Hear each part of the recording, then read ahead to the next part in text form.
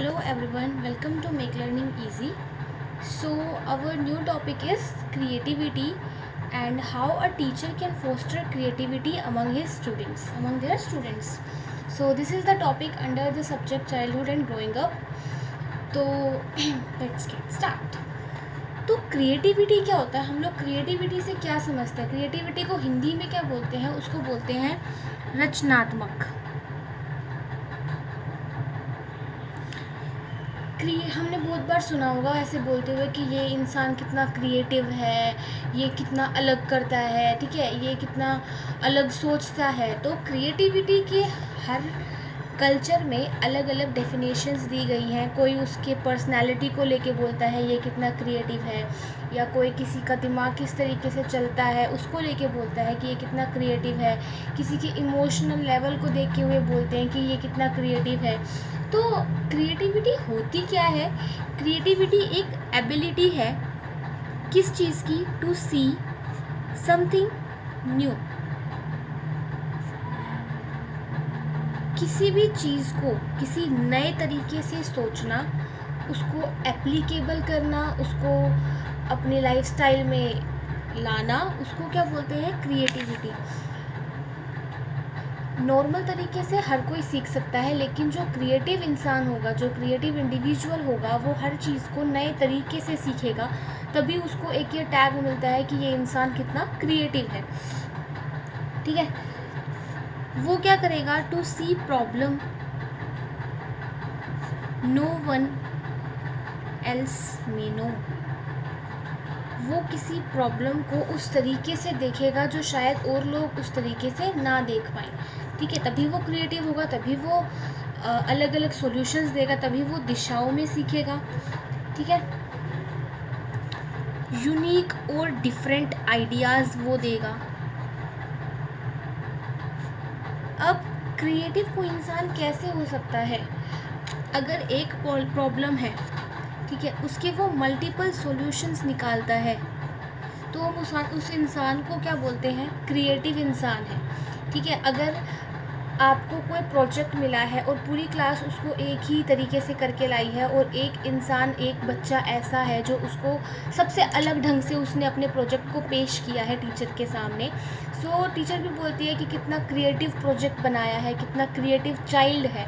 तो उसने क्या किया है? एक चीज़ के कई सारे एस्पेक्ट्स देखे हैं, और इस थिंकिंग को हम बोलते हैं डाइवर्जेंट थिंकिंग।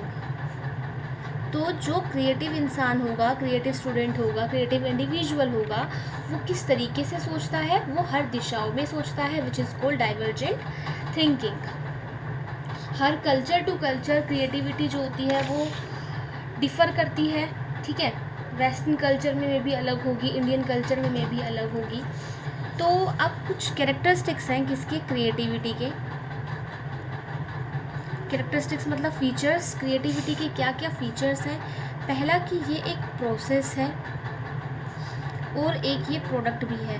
प्रोसेस किस लिए? कि आप किसी चीज़ को सोच रहे हो, ठीक है, तो उस सोचने का क्या है? एक ये प्रोसेस चल रहा है आपके माइंड में। आपको मान लो कि कोई प्रोजेक्ट मिला है, तो आपने उसके बारे में सोचा, उसको आप ये एक प्रोसेस है आपकी थिंकिंग का, कि आप किस तरीके से किसी चीज़ को सोचते हो। और ये प्रोडक्ट भी है कि आपने at last, at the end, आपने उस चीज़ को किस तरीके से इम्प्लीमेंट किया। So this is both a process and a product. Next is universal. Universal क्यों? क्योंकि हर इंसान क्रिएटिव होता है, हर इंसान के अंदर कुछ ना कुछ क्रिएटिविटी होती है। May it be a drawing, क्या पता वो ड्राइंग में अच्छा हो, वो पढ़ाई में अच्छा ना हो, वो पढ़ाई में अच्छा हो, वो और किसी एक्टिविटी में अच्छा ना हो।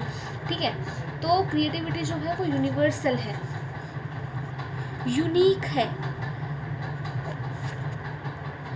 एक यूनिक मेंटल प्रोसेस है क्रिएटिविटी, जिसमें आपकी मेंटल एबिलिटीज़, आपकी पर्सनल कैरेक्टरिस्टिक्स दिखती हैं। जो इंसान क्रिएटिव होगा वो कोई यूनिक तरीके से सोचेगा। नॉर्मल तरीके से तो सब सोचेंगे, लेकिन जो क्रिएटिव इंडिविजुअल होता है, उसके आइडियाज़, उसकी थिंकिंग, उसकी मेंटल एबिलिटीज़, उसकी फ़िज़िकल पर्सनालिटी, जो भी होगा वो एक यूनिक तरीके से खुद को दूसरों के सामने पेश करता है। तो क्रिएटिविटी यूनिक है।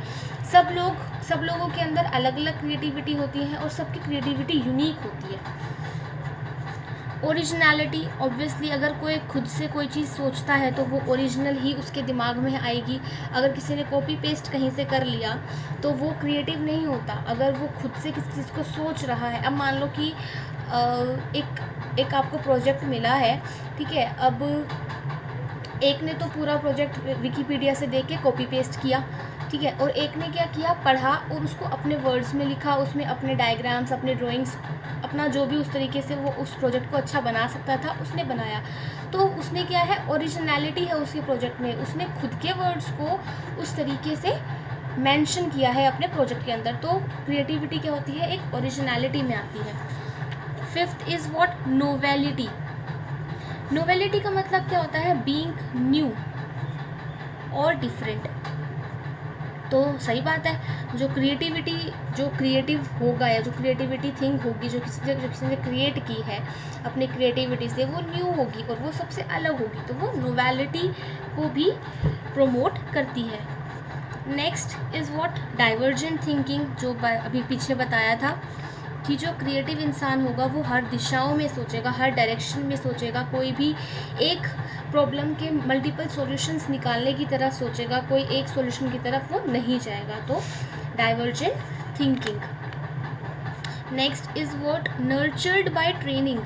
अब कोई इंसान क्रिएटिव तो है लेकिन अगर उसको प्रॉपर अपॉर्चुनिटीज़ नहीं मिल रही, ठीक है, उसको ये एक दिया ही नहीं गया कि उसकी जो क्रिएटिविटी है उसको वो दूसरों के सामने एक्सप्रेस कर पाए, तो उस क्रिएटिविटी का कोई मतलब नहीं रह जाता। तो क्रिएटिविटी को हमेशा ट्रेनिंग दी जानी चाहिए, वो ट्रेनिंग के थ्रू उसको नर्चर किया जाना चाहिए, किसको, क्रिएटिविटी को।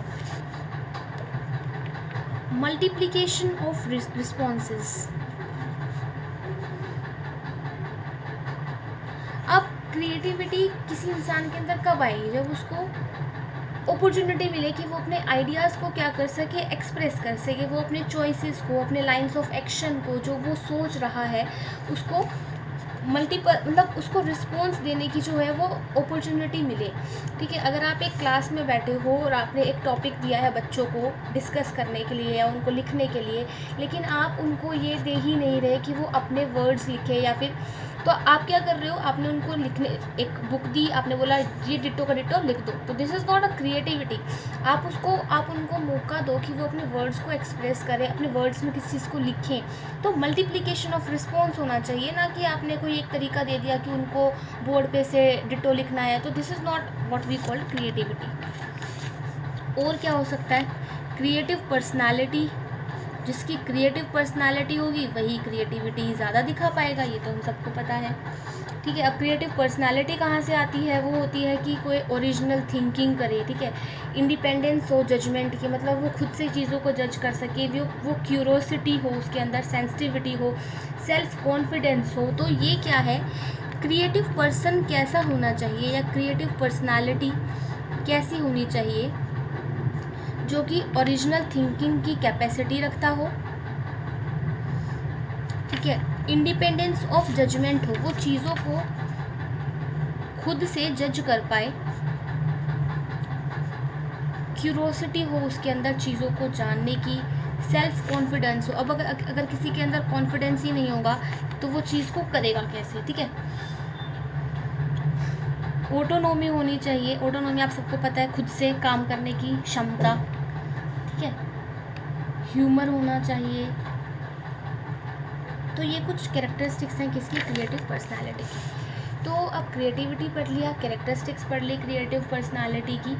अब हम पढ़ेंगे टीचर का क्या रोल है, रोल ऑफ अ टीचर, क्योंकि आपका पूरा टॉपिक यही है।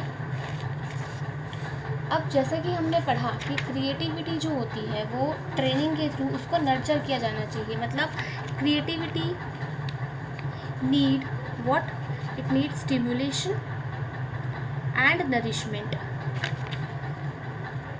ठीक है। अब अगर कोई बंदा क्रिएटिव है लेकिन अगर उसको प्रॉपर स्टिमुलेशन नहीं मिला, उसको प्रॉपर इन्वायरमेंट नहीं मिला, तो वो अपनी क्रिएटिविटी को नहीं शो कर पाएगा।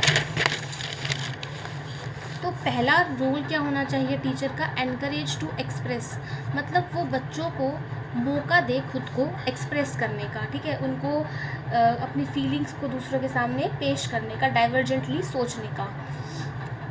अब providing opportunities for creative expression, वही बात हो गई, ठीक है। उन्हें एक्सप्रेस करने दे अपने जो भी वो सोचते हैं। रेगुलर क्लास वर्क, आप एक ऐसा उनको एक्टिविटीज़ में एंगेज कराओ जिसमें वो क्रिएटिविटी किसी अपनी शो कर सके या अपनी क्रिएटिविटी को वो एक्सप्रेस कर सके। एनकरेज टू एक्सप्रेस में तो ये है कि आप उनको उनको बोलने का आप मौका दे रहे हो, उनको अपनी बातें शेयर करने का आप मौका दे रहे हो। इसमें क्या है कि आप उनको ऐसी एक्टिविटीज़ में एंगेज कराओ जिससे वो अपनी क्रिएटिविटी को शो कर सके। अब एनकरेज ओरिजिनलिटी, उनको कॉपी पेस्ट या फिर रोट मेमोराइजेशन, रट्टा लगाना नहीं सिखाना, उनको ओरिजिनलिटी के बारे में इनकरेज करना है। उनको इनकरेज करना है कि वो नई नई चीज़ों को डिस्कवर करे। क्रिएटिव लर्निंग, अब वो क्रिएटिवली लर्न कैसे करेंगे अगर क्रिएटिव टीचिंग होगी तो। टीचिंग आप क्रिएटिव कैसे कर सकते हो? आप लोग बच्चों को कोई एक्टिविटी दो जिसमें वो इंडिपेंडेंटली खुद के उस प्रॉब्लम के बारे में खुद से सोच सके, ठीक है। थोड़ी सी गाइडेंस दो और उनको आपने मान लो आपने उनको टॉपिक दिया उस पर ऐसे लिखने के लिए, थोड़ी सी गाइडेंस दो और उनको खुद से उस चीज़ के बारे में लिखने दो। नेक्स्ट इज स्पेशल टेक्निक्स का यूज़ करके। अब वो स्पेशल टेक्निक्स क्या हैं? वो है, एक तो आती है आपकी ब्रेनस्टॉर्मिंग का यूज़ कर सकते हो।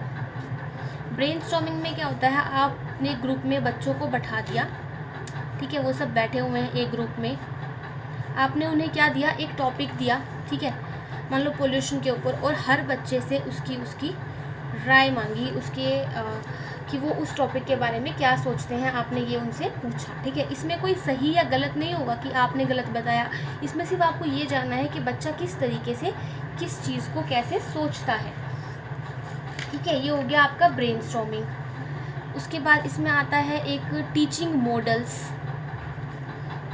ब्रूनर कॉन्सेप्ट अटेनमेंट मॉडल जो आएंगे तो हम उसमें सीखेंगे, ठीक है। तो ये कुछ टीचिंग मॉडल्स का यूज़ करके,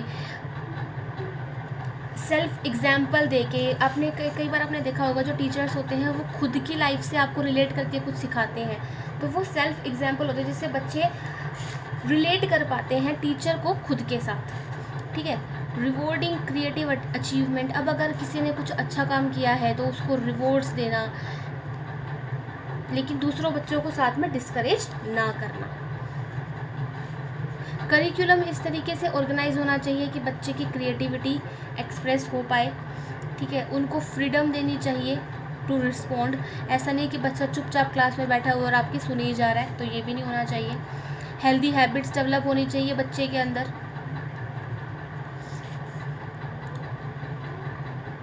तो ये कुछ तरीके हैं कि किस तरीके से हम अपनी क्लास में, एक टीचर अपनी क्लास में क्रिएटिविटी को डेवलप करा सकता है। एक और हम ले लेते हैं यूटिलाइजिंग क्रिएटिव रिसोर्सेस।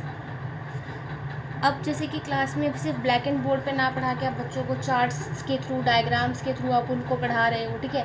आजकल तो स्मार्ट क्लासेस भी चल गई जिसमें वीडियोस वगैरह से आप बच्चों को एक बेहतर तरीके से पढ़ा सकते हो। तो टीचिंग मॉडल्स का यूज़ करके, टीचिंग एड्स का यूज़ करके, गुड टीचिंग मेथड का यूज़ करके आप अपनी क्लास में क्रिएटिविटी को एनकरेज कर सकते हो। कंक्लूजन की बात करें, अगर हम इस टॉपिक को कंक्लूड करें तो creativity is a trait.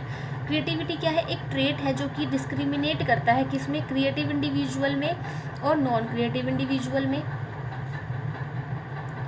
Creative versus non creative.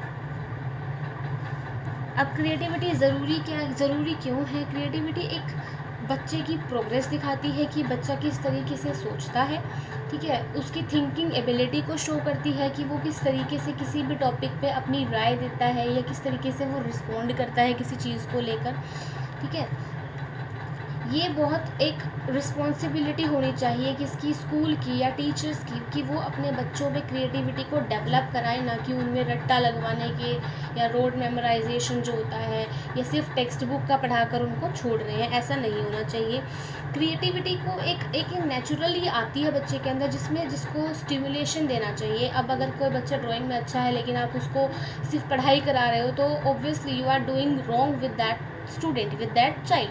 तो ऐसा नहीं होना चाहिए, उसको प्रॉपर एक स्टिमुलेशन मिलना चाहिए, एक इन्वायरमेंट मिलना चाहिए, ठीक है। अगर क्रिएटिव टैलेंट को प्रॉपर ट्रेनिंग, एजुकेशन, अपॉर्चुनिटीज़ नहीं मिली तो वो उसका क्रिएटिव होना एक वेस्टेज है।